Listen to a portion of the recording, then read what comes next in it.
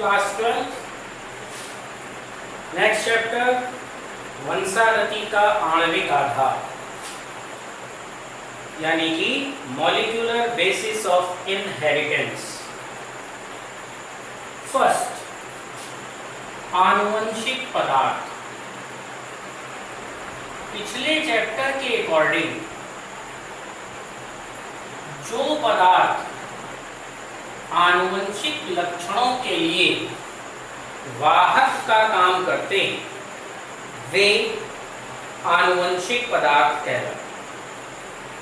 अधिकांश जीवों में प्रजनन के लिए नर और मादा युग्मकों का निर्माण होता है।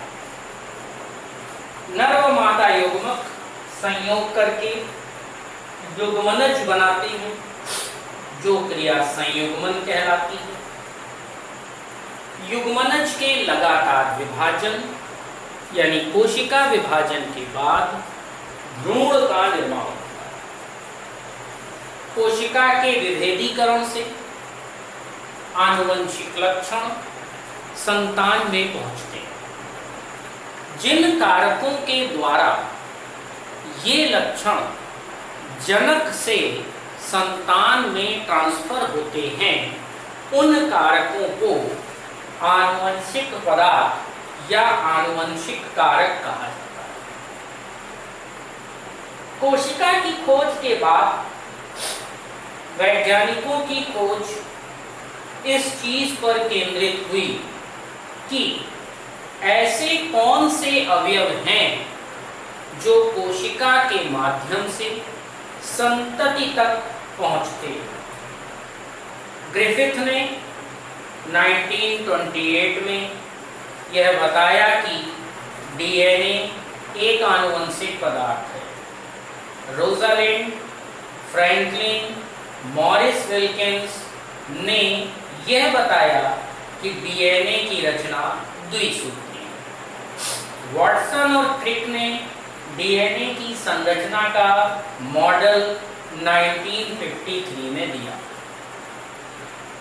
इन सब वैज्ञानिक खोजों से आनुवंशिक पदार्थ के संबंध में जो धारणा थी वो स्पष्ट होती गई कि जनक से कुछ लक्षण इन आनुवंशिक पदार्थों के माध्यम से संतति तक पहुंचते।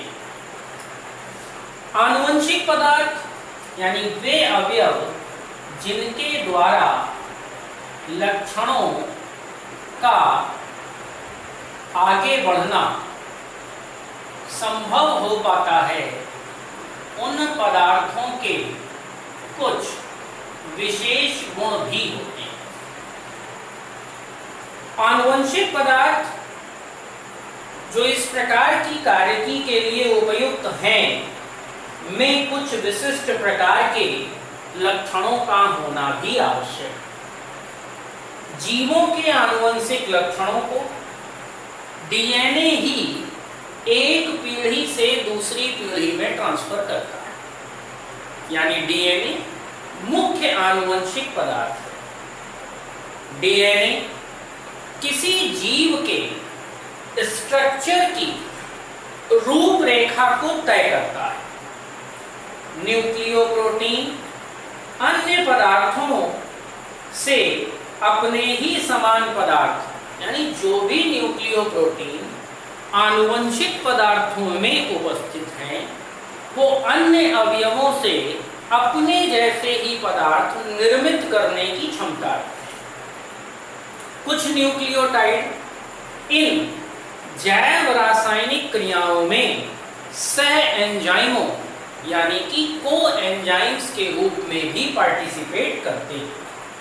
आनुवंशिक पदार्थ मूल रूप से स्थायी होते हैं, लेकिन वातावरणीय परिवर्तन की वजह से यदि इनमें किसी प्रकार की भिन्नता आती है तो उसके परिणाम स्वरूप नई जीव जाति की उत्पत्ति संभव है।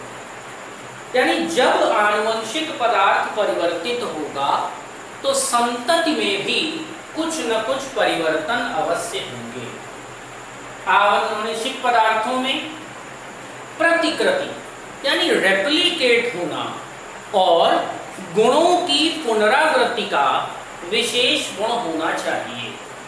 यानी जनक से उसकी संतति में पहुंचने वाले आनुवंशिक पदार्थों के माध्यम से उन गुणों का संतति में प्रकट होना इसी चीज पर निर्भर करेगा कि आनुवंशिक पदार्थ पुनरावृत्ति का गुण रखता है।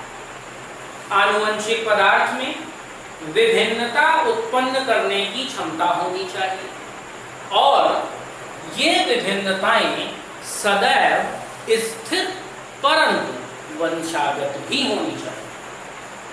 तो जब हम आनुवंशिक पदार्थ की परिकल्पना पर आगे बढ़ते हैं तो दो प्रकार के आनुवंशिक पदार्थों के बारे में सबसे पहले सोचते हैं। एक डीएनए, दूसरा आरएनए यानी डीऑक्सी राइबो न्यूक्लिक एसिड और राइबोज न्यूक्लिक एसिड। तो सबसे पहले है डीऑक्सी राइबो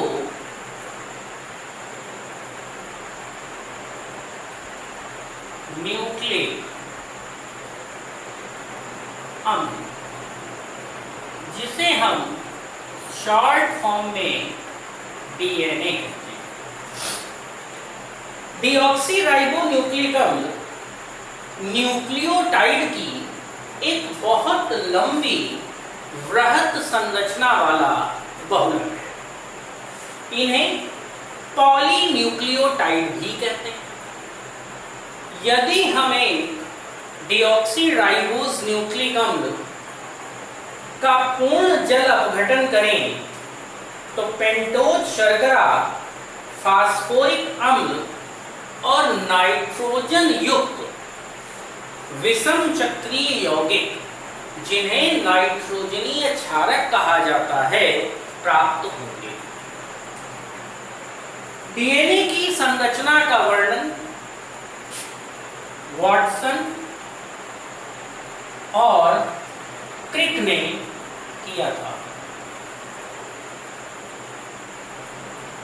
उन्होंने अपनी संरचना के माध्यम से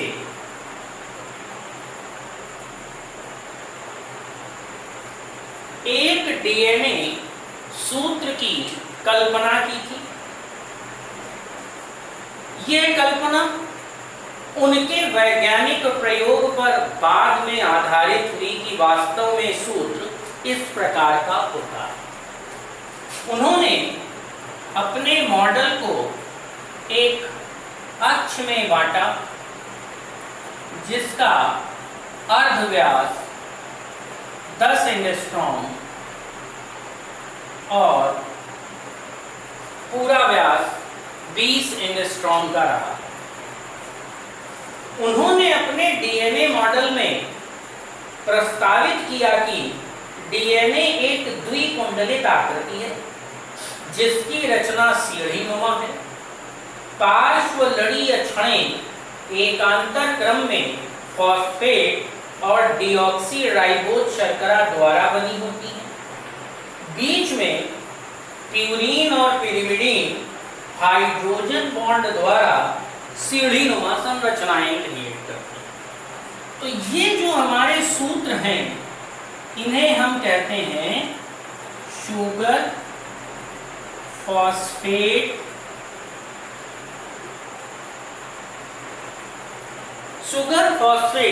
यानी फॉस्फेट और डीऑक्सी राइबोज शर्करा से बनी संरचना, इसलिए ये शुगर फॉस्फेट बैकबोन कहलाता है। यानी ये इसका आधार भाग है। दो प्रकार के अक्ष होते हैं, जिसका घुमाव अधिक है वो कहलाता है मेजर ग्रूव और जिसका घुमाव कम है वो कहलाता है माइनर ग्रूव। यानी यह दो प्रकार के एकांतर क्रम की शुगर फॉस्फेट संरचनाएं। नाइट्रोजनी क्षार एडेनिन, थाइमिन, ग्वानिन और साइटोसिन एक दूसरे से लंबवत प्रक्षेपित रहते हैं। एक एडेनिन और ग्वानिन, जिन्हें प्यूरिन कहते हैं, थाइमिन और साइटोसिन, जिन्हें पिरिमिडीन कहते हैं, के साथ पेयर बनाते हैं, एडेनिन और थाइमिन। अब यहाँ पर नाइट्रोजनीय क्षार एडेनिन और थाइमिन डबल बॉन्ड द्वारा ग्वानिन और साइटोसिन ट्रिपल बॉन्ड द्वारा इस प्रकार से संयोजित रहते हैं। अब डीएनए की संरचना में एक सबसे मुख्य भाग जो आता है वो आता है कि प्रत्येक नाइट्रोजनीय क्षारक के मध्य 3.4 एंगस्ट्रॉम का गैपिंग डिस्टेंस है, 3.4 एंगस्ट्रॉम। और एक प्रखंड में ऐसे 10 नाइट्रोजनीय समाक्षारों के बेसिस के पेयर उपस्थित हो सकते हैं। तो कुल डिस्टेंस 10 नाइट्रोजनीय समाक्षारों के लिए 4, 5, 6, 7, 8, 9 और 10। अब इनका क्रम कोई भी हो सकता है, ATCG, CGTA, AT, TA, GC। इन कुल 10 खंडों की डिस्टेंस होती है 34 एंगस्ट्रॉम। इसे एक डीएनए खंड माना जाता है जिसकी डिस्टेंस 34 एंगस्ट्रॉम की है। यदि हम डीएनए का रासायनिक संगठन देखें तो डीएनए सबसे बड़े जैविक अणु हैं, प्रोटीन अणुओं से बड़े होते हैं। डीएनए अणु में डीऑक्सीराइबोन्यूक्लियोटाइड होते हैं जिनके जल अपघटन से पेंटोज शर्करा, फास्फोरिक अम्ल और विषम चक्रीय नाइट्रोजनीय क्षारक प्राप्त होते हैं। तो एक डीएनए के निर्माण में बात आती है शर्करा की, फास्फोरिक अम्ल की, नाइट्रोजनी क्षारक। ये नाइट्रोजनीय क्षारक 2 प्रकार के हैं, प्यूरीन और पिरिमिडीन। प्यूरीन कैटेगरी में एडेनिन और ग्वानिन, पिरिमिडीन कैटेगरी में थाइमिन और साइटोसिन। यानी इनके द्वारा एक डीएनए की संरचना बनती है। डीएनए के वाटसन और क्रिक के मॉडल में एक न्यूक्लियोटाइड श्रृंखला का निर्माण अनेक न्यूक्लियोटाइड से होता है। प्रत्येक न्यूक्लियोटाइड में 3 अवयव शर्करा, फास्फोरिक अम्ल और नाइट्रोजनी क्षारक सम्मिलित होते हैं। नाइट्रोजनी क्षारक शर्करा के प्रथम कार्बन से जुड़ा होता है। प्रत्येक पॉलीन्यूक्लियोटाइड श्रृंखला का ऊर्ध्व अक्ष शर्करा और फॉस्फेट से बना होता है, इसको आप ऊर्ध्व अक्ष कह सकते हैं। और नाइट्रोजनी क्षारक इस ऊर्ध्व अक्ष पर समकोण पर व्यवस्थित रहते हैं। पॉलीन्यूक्लियोटाइड के दोनों सूत्र एक दूसरे से विपरीत दिशा में होने के कारण एंटी पैरेलल कहलाते हैं, यानी प्रति समांतर। दोनों रज्जु यानी कि दोनों पॉलीन्यूक्लियोटाइड श्रृंखलाएं एक दूसरे की पूरक हैं। एडेनिन क्षारक थाइमिन से, साइटोसिन ग्वानिन से जुड़ता है। एडेनिन और थाइमिन के बीच डबल बॉन्ड और ग्वानिन और साइटोसिन के बीच ट्रिपल बॉन्ड। ये बॉन्ड एक्चुअल में हाइड्रोजन बॉन्ड है। पॉलीन्यूक्लियोटाइड के दोनों सूत्र प्रति समांतर हैं, यदि एक रज्जु के क्षारकों का क्रम आपके सामने है AGE TGG ATAC, तो दूसरे रज्जु के क्षारकों का क्रम इनके ठीक विपरीत TC TACC TATG के क्रम में रहेगा। अब आप देखिए ये रज्जु इस तरफ को घूम रहा है, यानी पहले ये 3 और फिर इस साइड के।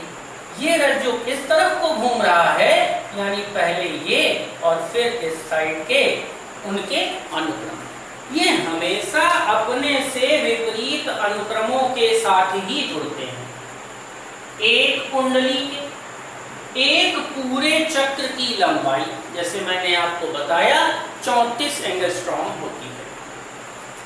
पॉलीन्यूक्लियोटाइड के दोनों रज्जुकों के पूरक हाइड्रोजन बंध द्वारा जुड़े रहते हैं। साइटोसिन और गुआनिन 3 और एडेनिन और थाइमिन 2 हाइड्रोजन बंधों के द्वारा जुड़ते हैं। इस डीएनए अणु का व्यास 20 एंगस्ट्रॉम होता है और प्रत्येक चक्कर में 10 जोड़ी क्षारक। आपको देखिए 20 एंगस्ट्रॉम, अर्धव्यास 10 एंगस्ट्रॉम, प्रत्येक चक्कर में, यानी एक चक्कर में जो एक ऐसे क्वाइल बनता है 34 एंगस्ट्रॉम की डिस्टेंस में 3.4 एंगस्ट्रॉम के 10 पार्ट्स की मौजूद। ये आनुवंशिक पदार्थ डीऑक्सीराइबोन्यूक्लिक अम्ल की वो प्रस्तावित संरचना थी जिसे वाटसन और क्रिक ने प्रस्तुत किया।